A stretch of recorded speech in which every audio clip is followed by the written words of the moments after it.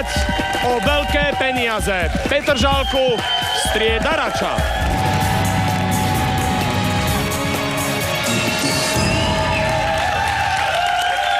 Vo finále potrebujeme nahrať 200 bodov. Ak sa nám to podarí, alebo keď presiahneme hranicu 200 bodov, získame 50 000. Minule sme to tu mali, podarí sa nám to aj dnes. Evička, ktorí dvaja pôjdu? Pôjdem ja a Peťo. Nech sa páči, dopredu. Eva bude druhá, Peťo bude prvý. Peťo, R a O sú tvoje písmenka. Evička, môžeš ísť počúvať muziku, nech sa páči. Peťo, čaká nás 5 otázok. Hľadáme 5 najčastejších odpovedí. Myslí na to, že naši bratia a sestry ich odpovedali. Máš na to 20 sekúnd. Musíš ich poznať, sú to súrodenci. Máš na to 20 sekúnd, časomiera začne plynúť, keď ja dočítam prvú otázku. Peťo, sústreď sa. Ktoré zviera má pre každé pohlavie odlišné pomenovanie? Sliepka. Aký iný výraz označuje výtvarníka? Maliar. Uvedte postavu z Homerovej Odisei okrem Odisea. Neviem. Čo sa dá urobiť s vašimi zubami? Opraviť. Ktorým mestom preteká Hron? Zvolen. Uvedte postavu z Homerovej Odisei. Neviem. Neviem. Nič sa nedá robiť. Aspoň to bude potom. Áno, nechal si top na potom, hej? Dobre. O čom pojednáva Homérova Odisea? No je tam Kyklop, tam bude. Bude? No, to bude. Kyklop. Pojednáva o moreplavcovi, jak išiel. Ktorý sa vracia naspäť. No. Je tam Kyklop, to je... No tak sa poďme pozrieť na to, ako si uspel s tvojimi 4 odpoveďami. Potrebujeme nahrať 200 bodov, aby bolo 50 000. Kiež by si nahral aspoň 100. Je to tam, ktoré zviera má pre každé pohlavie odlišné pomenovanie? Sliepka, pretože manžel sliepky je kohút. Je to tam, koľko má bodov? Každý deň sa s ňou stretáme. Viem. Teda ja sa s ňou stretám každý deň. Ja pozerám pravidelne jeden televízny program, takže to preto. Aký iný výraz označuje výtvarníka? Maliar. Maliar, koľko bodov? Výborne, 32 bodov, to je niečo. To je niečo, máme 39 bodov. Ideme ďalej. Uvedte postavu z Homérovej Odisei, okrem Odisea. Jeden z tých, čo boli u ňoho v tom kráľovstve, sa volal Triple X. Môže byť. A je aj v našej tabuľke, ale je za 0. Hej? Bol to ten poradca. No super. Čo sa dá urobiť s vašimi zubami? Čo si povedal? Ja som povedal opraviť. No. Opraviť by sa dalo s tvojimi zubami. Je to tam? 18 bodov! To je niečo, máme 57. Ktorým mestom preteká Hron? Dal si? Dal som Zvolen. Dal si Zvolen. Zvolen je za koľko bodov? 19. 76 bodov hovorí za to, že máte reálne šance na 50 000. Nech sa páči, naspäť k rodine. Ja poprosím, vyčistiť tabuľku. A už prichádza Eva. Evička. No. Kto je ten Juraj? To je mojej sestry manžel, môj švagor.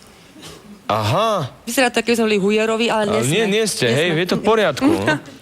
Už som to pochopil. 5 otázok, 5 odpovedí. Môžem vedieť tie čísla Peťové? Čísla sú dobré. Či radšej nevedieť? Môžeš aj vedieť, keby si chcela. Povieme jej ich? Chcete jej ich povedať? No, povedz. Tak povedz. 76. 76, no tak. To je reálne, to je reálne, dobré. to je absolútne, tu sa štandardne dá Jasné, v nahrať. podstate, no však... 124 bodov, to je úplne štandardka. Však ja môžem mať 0. Jednu, alebo dve, Jednu. hej, ty to nahráš na 3 otázky. Tak ideme OK, na to, no. stačí trafiť tie topy, máme 5 otázok, hľadáme 5 najčastejších odpovedí. V prípade, že budeš počuť taký zvuk, taký čudný, takýto, Taký, no. tak si asi pravdepodobne trafila do tej istej odpovede, ktorá tu už bola. Máš na to 25 sekúnd.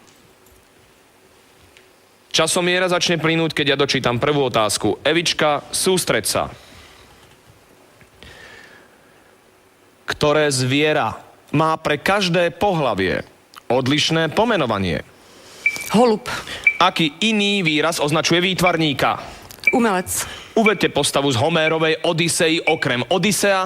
Iliad. Čo sa dá urobiť s vašimi zubami? Blombovať. Ktorým mestom preteká Hron? Žiar nad Hronom. Vymalované! Spokojná? Neviem. Tak, Ani ja. ale není to také strašné, jak som si myslela. Nie je to taká hrôza, nie je to horor, hej, je to len Dá sa to dráma. prežiť, áno. OK. Poďme Tam. sa teda pozrieť na to, ako si uspela. No. Evička, prvá otázka bola, ktoré zviera má pre každé pohlavie odlišné pomenovanie? Holub má za manželku hrdličku. Holubicu. Tak ako si to myslela? Holubica? Mne to napadlo v angličtine. Že dáv a pigeon, no tak nič.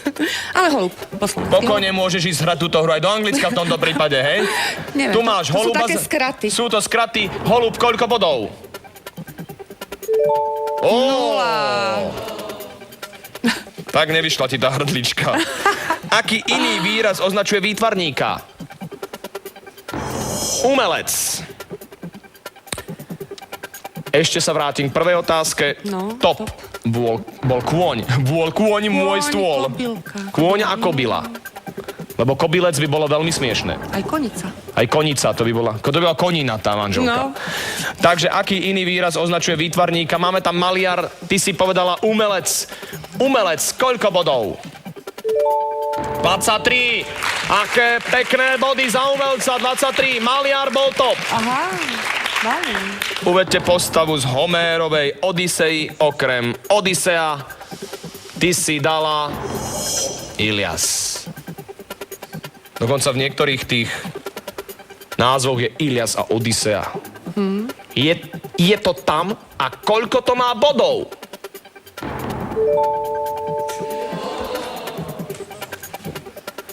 Je to možné? Je. Achilles bol top. Achilles. Začína sa to tou... Tá Odysea začína tou trojskou vojnou. Čo sa dá urobiť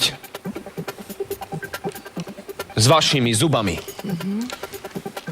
Ty si povedala plombovať. Niekto by možno povedal nič. Alebo S týmito zubami sa už nič nedá urobiť. Čo sa dá urobiť s vašimi zubami? Plombovať je za koľko bodov? My potrebujeme nahrať 101 bodov. Plombovať musí mať veľa bodov. Koľko má? 5. Fakt? No ešte nemusíme zomierať so šťastím. Hej, ešte stále. Tak už nič.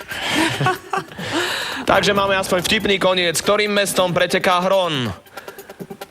Žiar nad Hronom. Žiar nad Hronom. Koľko bodov?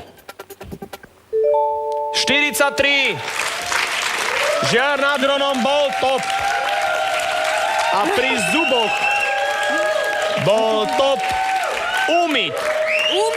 Umyť sa dajú zuby, to je top. Žiar nad Hronom top. Keby sme tak umývali zuby každý deň, mohli sme to dať do tabulky však a bolo by to v poriadku, ale my si každý deň blombujeme zuby a opravujeme ich, lebo naozaj nás trápia. Nech sa páči, milá rodina, poďte dopredu sa rozlúčiť s divákmi. Táto rodina dnes nevyhrala 50 000, ale nevadí, budú tu na budúce. Na budúce dostanú reparát, dostanú druhú šancu. Ja sa s vami lúčim, toto sa volá 5 proti 5. Dovidenia.